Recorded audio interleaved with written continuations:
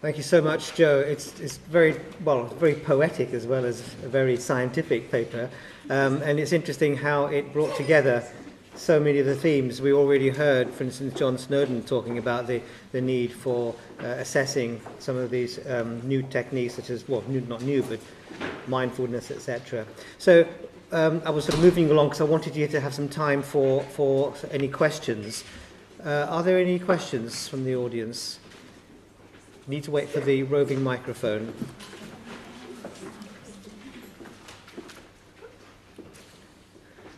Can I just check while we're getting these, do you find any difference in uptake between men and women in these studies using things like smartphones? Because the sort of gut feeling I'd have is that would appeal to men, for instance, or does it not matter to about gender? I haven't started yet. Haven't started yet. Okay, good answer. But I think someone here from Leeds, are they? Yes, from Leeds? Get the microphone. It's more age-related rather than sex-related.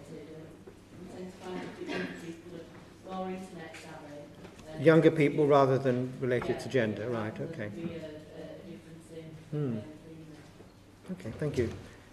Any questions from the floor? Is there anybody? Yes, Matt. Joe, can I ask you about the issue of unmet need assessment?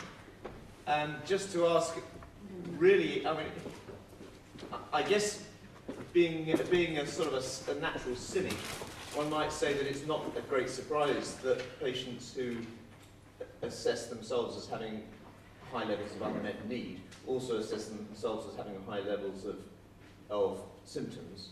And I'm just not sure how you control for people's own perceptions of their needs and their symptoms.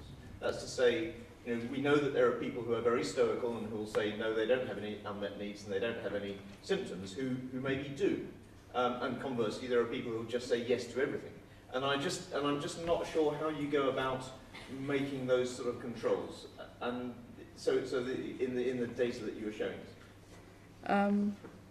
I suppose I'd ask you the question is why you're thinking that people aren't.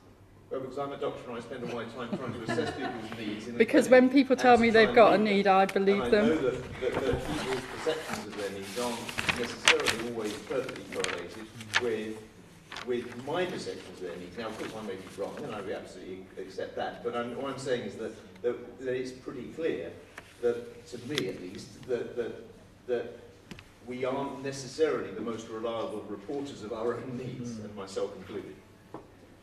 I'm not sure how to respond to that question, because actually, I think if patients are saying that they've got a problem, then we should be responding to that perception that they've got a problem. A response from there? I'll answer that one, that's all right. I think it's to promote conversation between the clinician and the patient. If a patient self-reported it, we wouldn't expect a clinician to just take it at that. It's to try and, there might be where the patient's in a consultation and they don't want to bring something up face-to-face, but if they're actually reporting remotely and the physician can see that, it can prompt a conversation, and then it's a discussion between the two of you rather than you making that decision alone as a patient. Right, I absolutely agree with that. And I get the point. I'm just worried about the people who don't report, that's all. And in a sense, I'm more worried about the people who are stoical and who just say, I'm fine.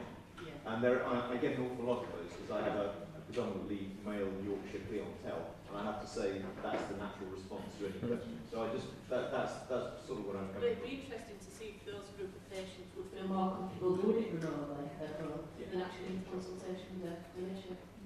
Well, I'm involved in eRapid, so hopefully I'll get a feel. You do have 50 patient actually. Any more questions out there? No? Okay, well, in which case, thank you very much, Joe.